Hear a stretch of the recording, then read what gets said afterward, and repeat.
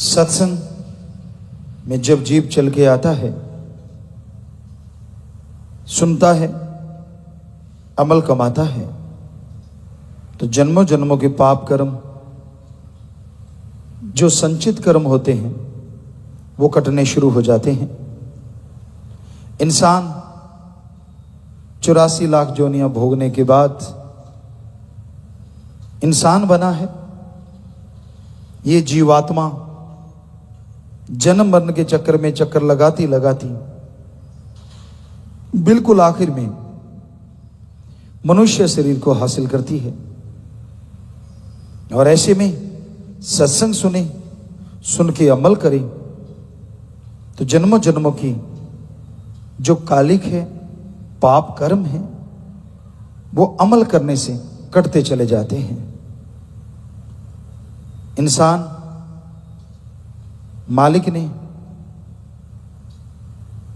आवागमन से मुक्ति के लिए बनाया है, और सत्संग में यह सिखाया जाता है कैसे जन्म मरण से मोक्ष मिलेगा, कैसे जीते जी गम दुख दर्द चिंताओं से मुक्ति मिलेगी,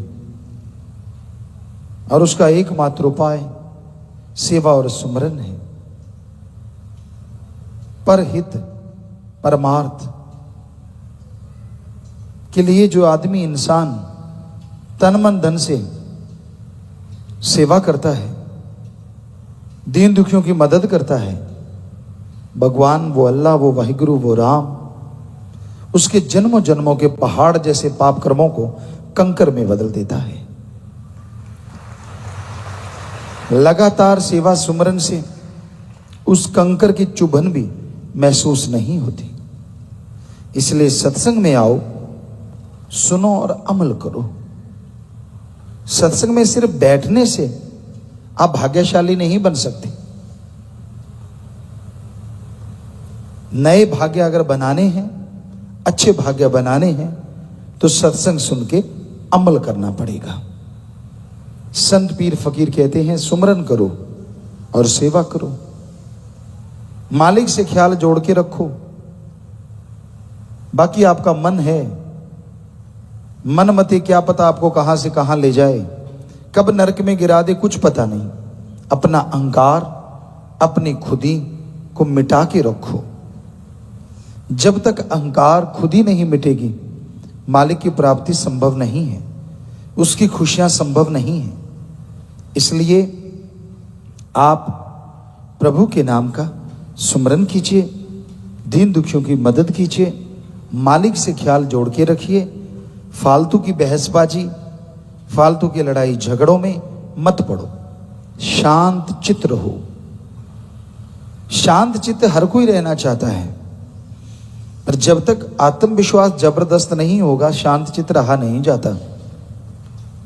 उसके लिए आप सुमरन कीजिए, सेवा कीजिए, तो आप शांत में जिंदगी गुजार सकते हैं, अपनी भावना को काबू कर सकते हैं।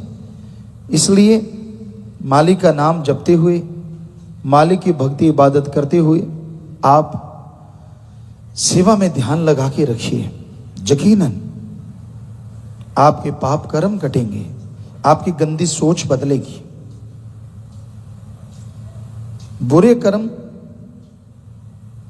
सबसे पहले गंदी सोच से शुरू होते हैं।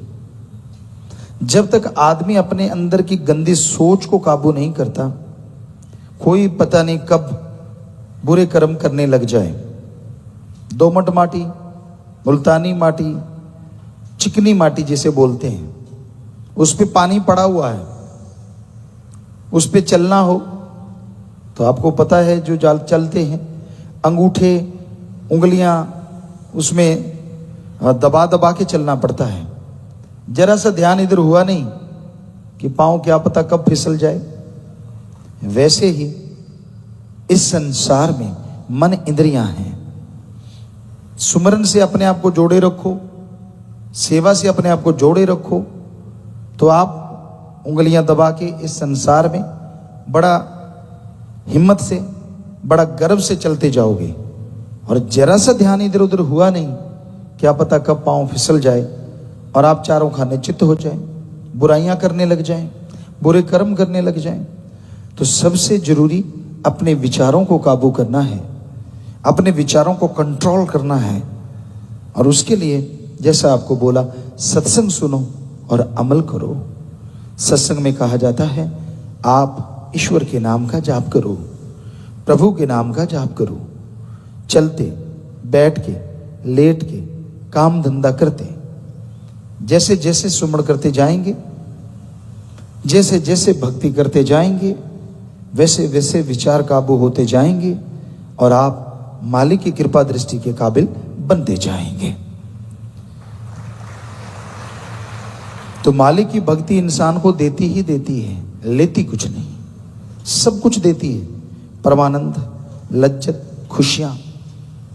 तो इसलिए भाई सेवा सुमरन में ध्यान लगाओ, मालिक से मालिक का नाम जपो, मालिक से मालिक को मांगो। और अपने अंदर की जितनी भी बुराइयां हैं उनके लिए टेंशन ना करो, सुमरन से छोड़ते जाओ। टेंशन करने से वो बुराइयां प्रबल होती हैं, रुकती नहीं, बढ़ती जाती हैं।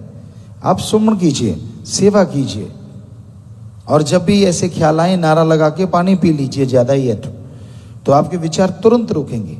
जब भी बुरे विचार हावी हों, लगातार थोड़ा सुमरण करते रहो, पानी पियो, नारा लगाओ, फिर सुमरण कर लो, यकीनन उन बुरे विचारों से छुटकारा हो जाएगा। अगर बुरे विचार आ भी जाते हैं उस पर अमल ना करो।